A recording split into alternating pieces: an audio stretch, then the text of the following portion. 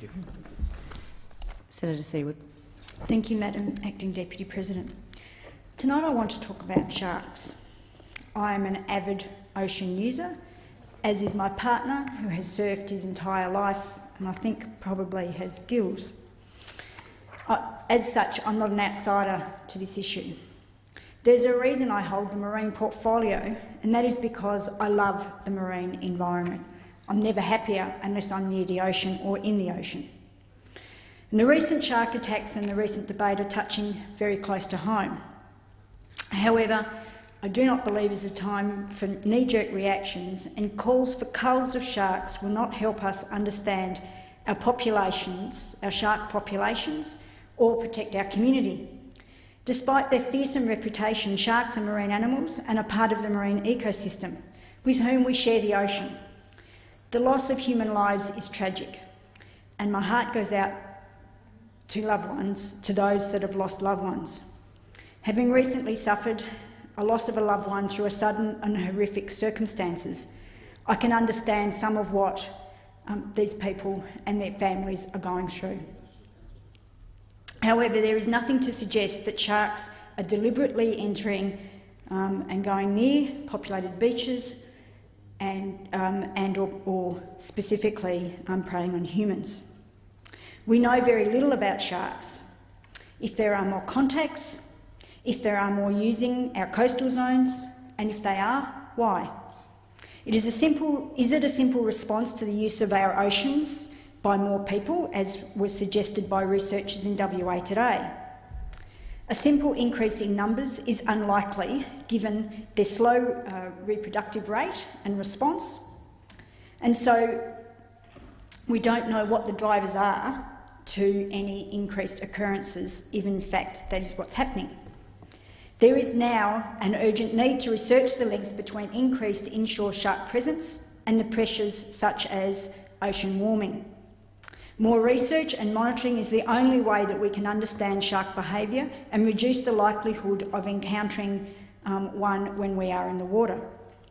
While there is still insufficient information for us to draw any firm conclusions about the behaviour, changes in shark behaviour are start to be linked to ocean warming.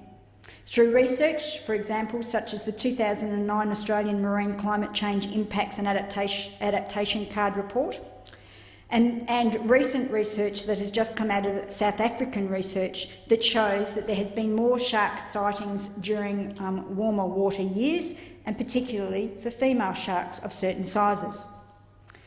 Climate change, as we know, has led to increased acidification of our oceans and changes to ocean currents, which in turn have raised the temperature of the ocean and profoundly affected our marine ecosystems. This just doesn't impact on humans, although a lot of our climate change discussion is factored around the impacts on humans. It also, of course, impacts on our marine environment, on the occurrences of marine ecosystems. It's already changing where fish species are, and there's nothing to say that in fact that it isn't impacting on sharks as a response to other changes in marine ecosystems.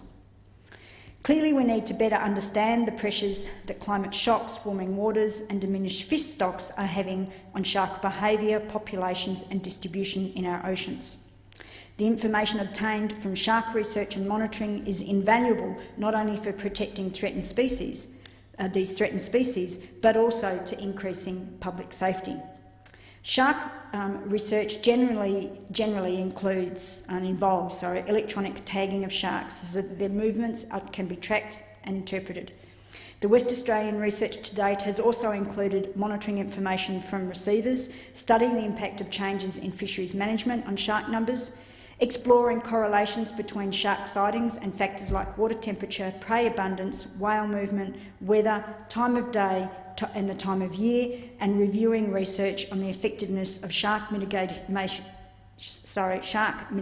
strategies like beach netting. Western Australia has refined its active transmitting receiver system so that if a tagged white shark is detected by a receiver, an SMS message is automatically sent to public safety authorities such as police, surf lifesavers and local councils. This enables nearby beaches to be temporarily closed, helping to keep swimmers and surfers safe. The CSIRO has also been investigating the feasibility of an app to provide information to the public about the location of tagged sharks in Australian waters.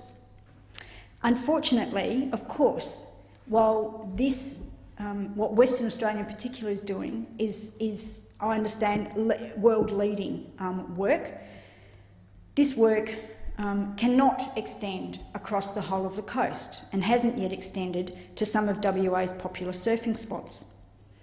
In fact, some surfers actively seek out places where there's not too much human activity and other surfers. In other words, more like isolated areas.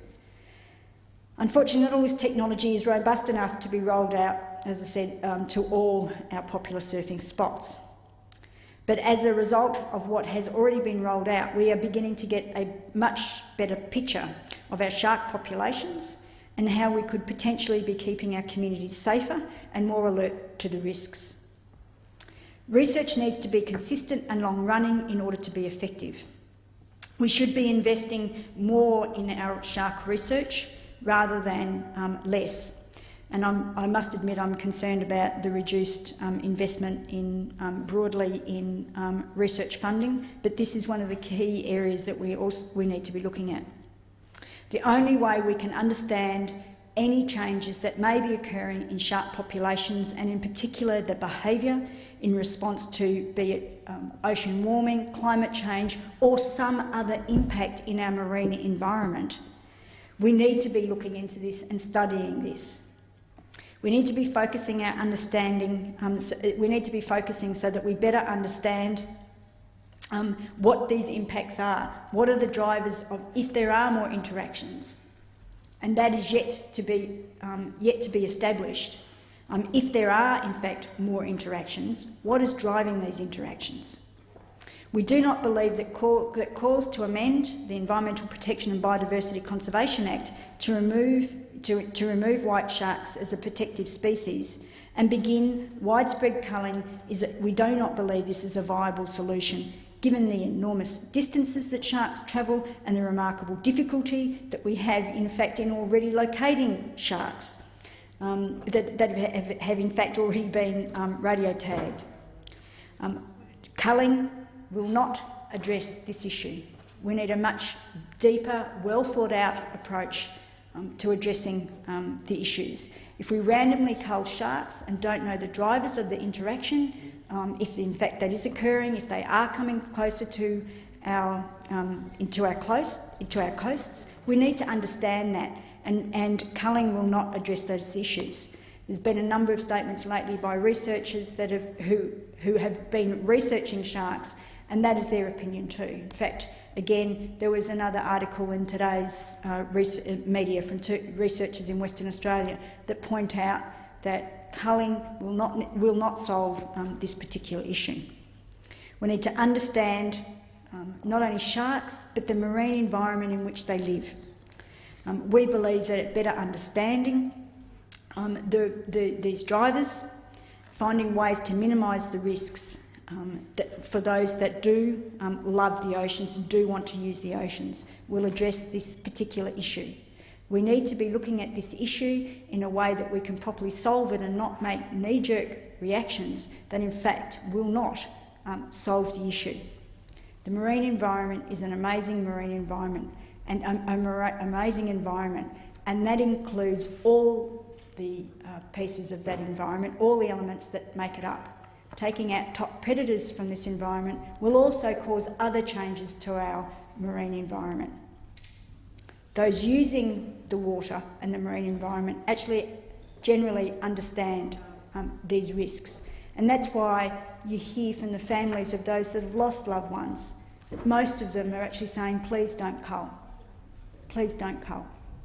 And that's our response to our call to government is, please fund research, but don't change the status of white sharks, because they are in fact protected for a reason, and that is because their numbers have been diminishing.